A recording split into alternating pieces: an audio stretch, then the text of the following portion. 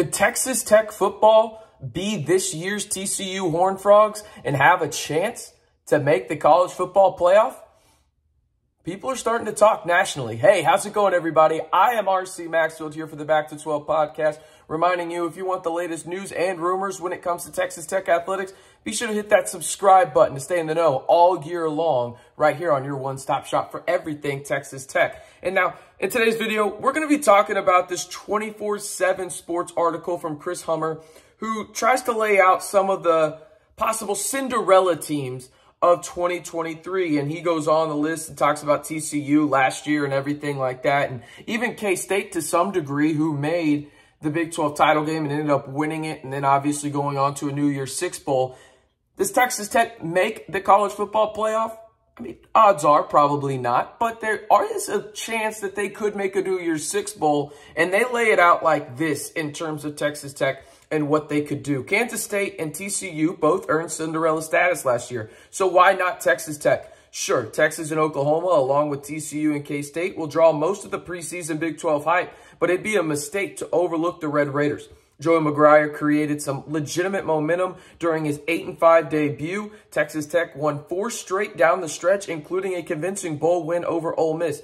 Most importantly, the Red Raiders were in striking distance during every game they played last season. And before we get more into what he said about Texas Tech, I think that's pivotal. People have to remember Texas Tech last year in terms of their schedule and really kind of what stands out, right? Like, think about Texas Tech and how many close games they had last season. You have to remember that. And we'll run through them right now, okay? So you think about it. One of their biggest losses of the year was to NC State by 13 points. Then you have 9 points to K-State, 10 points to Oklahoma State. Remember, that was the game that Baron Morton got hurt, had to bring in a backup quarterback. Obviously, your worst loss of the season was against Baylor at home for Parents and Family Weekend, 45-17. But then you look at other games, right? Lose by 10 to TCU. Again, quarterback gets hurt, right? So you think about some of these games that Texas Tech was in really till the final minutes, and then, you know, a last-second score by Oklahoma State, or a last-second score by, or a last couple of minutes score by TCU, right? Like, you have to think about that. They were in a lot of games this past year, and when I look at everything, they're older now. They lose a couple of guys that were big impact guys, obviously, in Tyree Wilson. You lose a guy like Muddy Waters. You also lose a couple of guys on offense, right? Like, you lose some guys. I think everybody knows that. But overall, you bring a lot of senior-laden leadership back to this team, specifically on the defensive side of the football, and that defensive line with Hutchings and Bradford, who are going to be your bell cow guys defensively for the Red Raiders. They went on to say this, did 24/7. Things could be even better in year 2. Texas Tech ranks just 64th nationally in returning production. The defensive loss of likely top 10 pick in Tyree Wilson obviously is going to hurt, but they have double-digit seniors, as I mentioned, who chose to return, and that is the 27th most scoring offense is coming back, and you have your guy in Tyler Shough, right, coming back. So that's big. They went on to talk about Tyler Shough, and if he can stay healthy, that will stabilize everything offensively, including behind an offensive line that I think will be much improved with Monroe Mills and Caleb Rogers flipping spots, right? Monroe Mills now at left tackle. You got Caleb Rogers at right tackle. It goes Monroe Mills at left. Then you've also got a couple of guys from Western Kentucky at left guard and center, and obviously Cole Spencer, who had a medical red shirt last year, Rusty Staats at center. Then you move Dennis Wilburn from center to right guard, and the aforementioned Caleb Rogers is at right tackle. I think you've got some depth there as well with Jacoby Jackson and some other guys, Landon Peterson as well, there for the Red Raiders. So I really like what they have on that offensive line unit, and I think it will be much improved. And I think also this isn't being talked about enough as well. This is going to be Zach Kittley's second year in calling plays in a Power 5 conference. He's going to be improved. He's going to have a guy in Tyler Shough. And even if something, you know, God forbid he gets hurt again, you have Baron Morton, who has reps under his belt playing against Power 5 teams. It's going to be much improved. You got a few more weapons. They're a little bit more healthy now. You're going to be a little bit more improved in that front. They also went to talk about this. There are some guys you have to replace on the defensive side. Obviously, the aforementioned Tyree Wilson, Muddy Waters. You got some guys that you have to replace over there But really, they bring in a lot of guys, and you have 8 senior starters right now, according to the depth chart 247 is using, on the defensive side, right? And you bring in some guys that could make big impacts. Steve Linton is the guy that everybody's talking about, obviously. But I like guys like CJ Baskerville as well. I think CJ Baskerville is going to be one of those really big playmaking guys that a lot of people aren't going to talk a lot about going into fall. But I think he's going to have a monumental impact for the Red Raiders at that star position, taking over for Muddy Waters. I like his length. I like how rangy he is. I like that he can move sideline to sideline. He's got great hits, and he's a ball hawk as well. I really like CJ Baskerville a lot for the Red Raiders. They talk about the schedule for Texas Tech, and then other than a home game with Oregon, it's a very winnable game. It's a very winnable game for the Red Raiders, right? The Texas Tech has the most difficult games are all in the second half of the season, they said.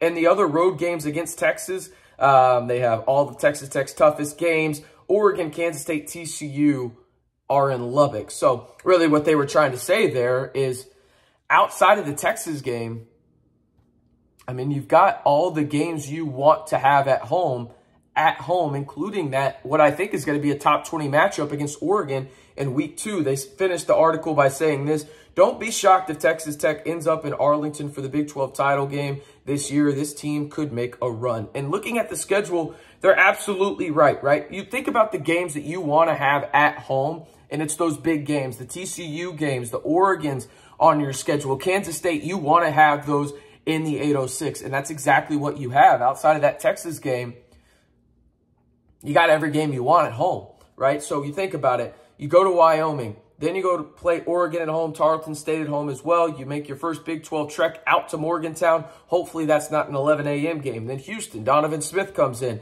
At Baylor, Kansas State comes in. Then you head out to Provo to play BYU. TCU comes in after that. You go to Lawrence this year. UCF comes to the 806 before you round out your season down on Black Friday in Austin against the Longhorns. And you got that flip-flop every week, right?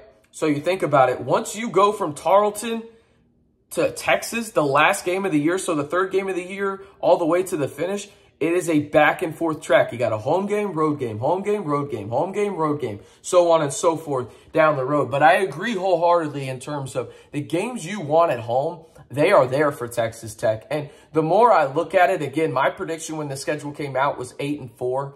It's spring football. Everything gets hyped up a little bit, right?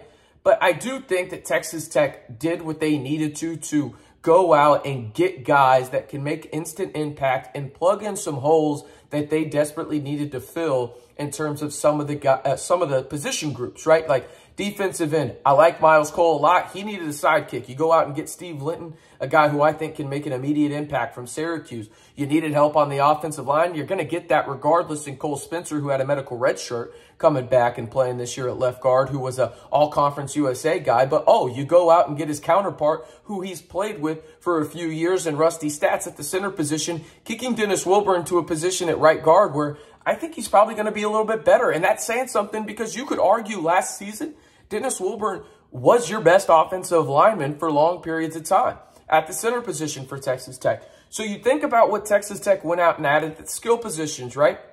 CJ Baskerville, obviously at safety. You go out and get a guy like Dre McCray, who is maybe going to be one of the fastest guys in the Big 12. That's not maybe. He will be, but could be the fastest guy in the Big 12 to take the top off that defense. You bring guys back like Jerron Bradley. You bring a guy back like Miles Price. You got some other guys like Nehemiah Martinez in that wide receiving core. And then Baylor Cupp, who came in last year. And remember, he was one of the most highly coveted tight end prospects of all time. At least he was the highest ranked tight end recruit of all time, right?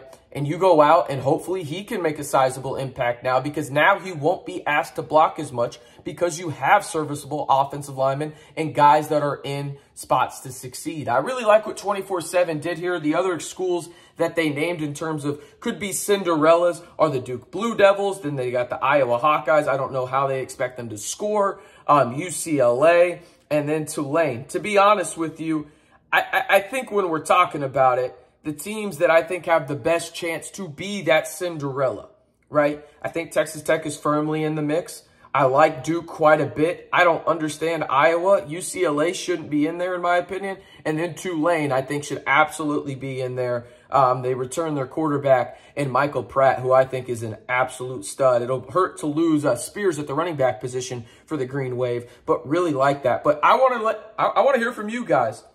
Do you think Texas Tech legitimately has a chance to be this year's Cinderella? And let's not say the college football playoff, but make a New Year's Six Bowl.